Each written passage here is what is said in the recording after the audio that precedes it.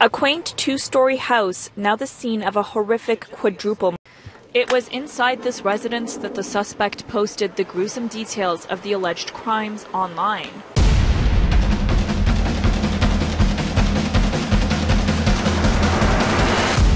Sip, mantap. Hello guys, welcome to my channel. Gimana kabar kalian semua? Sehat? Sip, mantap. Kali ini gue mau bercerita tentang kasus yang sangat menyedihkan. Menurut gue ini adalah susu dibalas air tuba. Seorang anak yang tega terhadap orang tuanya. Kisah ini menimpa keluarga Zaman. Pada saat itu Monirus Zaman adalah seorang laki-laki asal Bangladesh. Dia mau mengadu nasibnya ke Kanada. Siapa tahu di Kanada ntar gue bisa sukses dan kaya seperti itu kan pikiran para imigran gitu. Si Monirus ini adalah tipe orang yang pendiam gitu ya, cenderung rada introvert gitu loh. Akan tetapi dia adalah seorang pekerja keras. Nah, dia memegang adat istiadat dari negara asalnya yaitu Bangladesh. Dia tidak meninggalkan adat untuk berpakaian ala Bangladesh gitu ya, untuk kegiatan sehari-harinya gitu. Pada saat itu dia sempat pulang kampung lagi ke Bangladesh dan dia dijodohkan oleh orang tuanya dengan seorang wanita yang bernama Momotas. Pada saat itu karena memegang teguh adat istiadat, jadi si Monirus ini iya-iya aja gitu kan, karena dia memegang adat itu. Akhirnya mereka pun menikah dan Monirus pun memboyong istrinya ini ke Kanada. Di Kanada ini si Monirus bekerja sebagai seorang supir taksi. Akan tetapi karena kerjanya yang sangat bagus gitu ya, dia itu pekerja keras sampai beberapa kali mendapatkan penghargaan sebagai sopir teladan. Hingga pada tahun 1996 lahirlah anak mereka yang pertama yang mereka namai Menhas. Jadi Menhas Zaman namanya. Hingga 2 tahun kemudian lahir lagi anaknya yang kedua, seorang putri bernama Malisa Zaman. Hingga seiring waktu ternyata suami istri ini bekerja ya di Kanada ini. Tipe mereka adalah dua-duanya sama, pekerja keras. Cuman bedanya kalau si Monirus ini tipe yang rada pendiam tapi pekerja keras. Sedangkan istrinya si Momotas ini adalah tipe orang yang ekstrovert. Dia gampang bergaul sama tetangga, semua kenal semua seperti itu. Berkat kerja keras dari Monirus dan Momotas selama di Kanada ini, mereka berhasil menjadi satu keluarga yang mapan. Mereka bisa membeli rumah, mereka bisa membeli mobil gitu ya. Jadi keluarga ini adalah sebenarnya keluarga yang kuat secara ekonomi. Dalam pekerjaan mereka sehari-hari dan dibarengi merawat kedua anak mereka yang pada saat itu masih kecil ya, mereka merasa kerepotan hingga mereka akhirnya mengundang ibu dari Momotas ini untuk datang ke Kanada untuk merawat kedua anak mereka. Nah, ini berlangsung sampai kedua anak ini pun besar. Pada saat itu harapan orang tua ya kepada anak-anak mereka ini sangat mulia gitu atau sangat tinggi. Mereka mengharapkan si Menhas, putra sulungnya ini untuk menjadi seorang insinyur. Sedangkan kepada anak keduanya, si Melisa ini, mereka berharap dia menjadi seorang dokter. Ternyata sejalannya waktu, mereka tumbuh besar dengan kepribadian yang sangat berbeda, bertolak belakang jauh banget. Si Menhas ini sebagai putra sulung, dia mempunyai kepribadian yang cenderung pendiam, cenderung anak mama, cenderung anak rumahan gitu. Dia jarang nongkrong, dia jarang jalan-jalan keluar rumah gitu. Dia lebih senang menghabiskan waktunya di rumah. Berbalik 180 derajat dengan adik perempuan yang bernama Malisa. Malisa ini tipe anak yang pemberontak. Dia nggak suka diatur-atur. Dia nggak suka mengikuti adat dari negara asalnya Bangladesh. Dia selalu dengan teman-temannya itu pernah ketahuan mengkonsumsi ganja, mengkonsumsi alkohol. Bahkan dia pesta-pesta pakai pakaian minim segala macam. Pokoknya tipe-tipe anak pemberontak gitu ya. Hingga kedua orang tuanya pun akhirnya menumpukan harapannya kepada Menhas. Ini harapan kita satu-satunya, putra kita harus menjadi orang yang hebat. Seperti itu harapan orang tuanya kan. Nah, kemudian akhirnya ada satu fakultas namanya York University ya di Amerika ini. Itu salah satu fakultas yang kampus favorit. Pada saat itu si Menhas berhasil masuk ke kampus dari York University sesuai harapan orang tua mereka. Setelah masuk ke York University, ternyata sifat dari si Menhas ini tidak berubah. Dia tetap anak yang pendiam, tidak mau bergaul dengan teman-temannya. Dia berangkat kuliah, terus pulang lagi menghabiskan waktunya di rumah. Itu terus dilakukan sampai pertengahan semester di semesternya yang pertama. Dia menemukan satu game internet, game online yang bernama Perfect World Void. Jadi itu semacam game yang dimainkan secara online ya. Jadi mereka bisa berkomunikasi antara sesama gamer dari seluruh dunia gitu loh, seperti itu. Dan rupanya si Menhas ini sangat kecanduan dan sangat keranjingan dengan game itu. Tiap hari kerjaannya main game itu, pulang kuliah main game itu seharian, langsung masuk kamar mengunci diri main game itu terus. Sampai hal itu mempengaruhi dari pendidikannya di kampusnya. Dia menjadi sering terlambat bangun pagi. Hingga sampai kampus dia sudah ketinggalan mata pelajaran yang diikutinya. Hingga akibatnya nilainya pun melorot, semakin melorot. Hingga puncaknya pada semester 2 dia pun kemudian di drop out karena nilainya dan absensinya yang sering alpa gitu.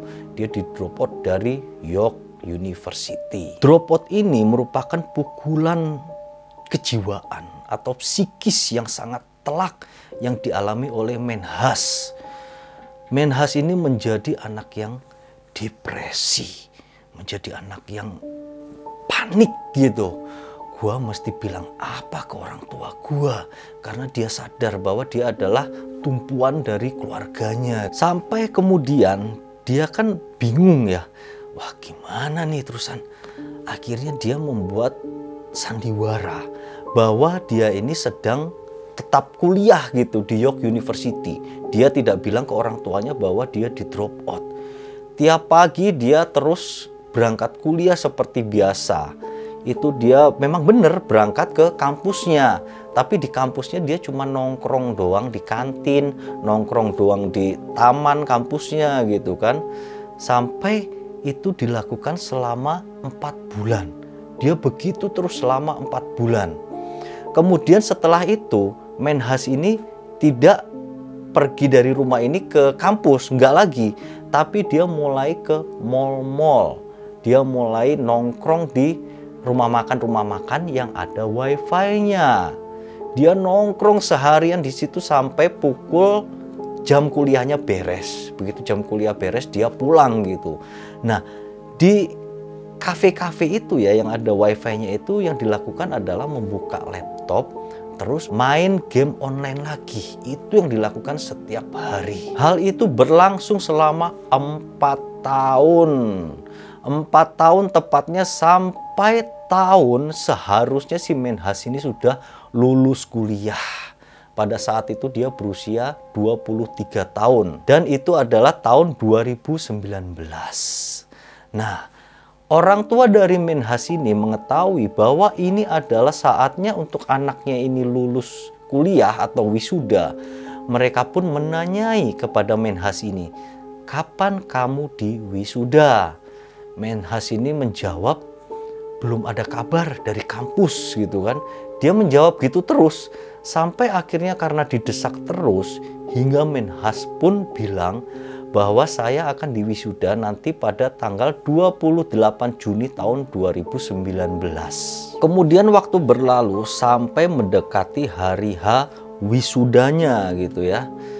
Pada saat itu tanggal 27 Juni tahun 2019 itu adalah 1 hari sebelum wisudanya yang dilangsungkan pada tanggal 28 Juni.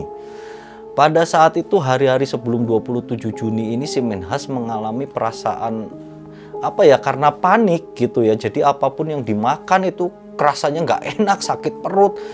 Dia serba takut, serba khawatir, serba panik gitu loh.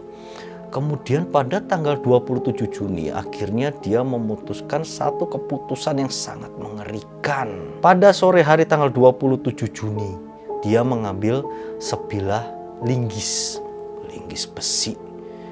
Dia ambil itu, dia siapkan, kemudian dia menuju ke rumah. Pada saat itu ditemui ibu dan neneknya sedang tidur di kamar masing-masing. Pertama dia langsung menghampiri kamar dari ibunya, Momotas ini kan. Ibunya sedang tidur, langsung dihajar kepalanya sama besi tadi. Bledak, bledak, bledak. Sampai itu kepalanya remuk retak sampai darah kemana-mana. Kemudian setelah itu dia menghampiri kamar dari neneknya. Neneknya juga sedang tidur pula. Langsung dihajar itu kepalanya, bledak, bledak. Sampai akhirnya kedua orang ini pun meninggal. Setelah itu Menhas ini bukannya panik atau ketakutan. Dia malah menuju kamarnya, kemudian membuka laptopnya dan mulai online memainkan game yang biasanya dimainkan. Kemudian dia pun terhubung dengan teman-teman gamenya. Pada saat itu si Menhas bilang, "Gua baru saja membunuh ibu dan nenekku." Nah, respon dari teman-teman online-nya itu pada saat itu malah menertawakan. Karena mereka menganggap bahwa si Menhas ini hanya bercanda gitu kan. Kemudian Menhas ini melanjutkan dengan mengatakan bahwa sekarang gua menunggu kedatangan adik gua yang 5 menit lagi akan datang.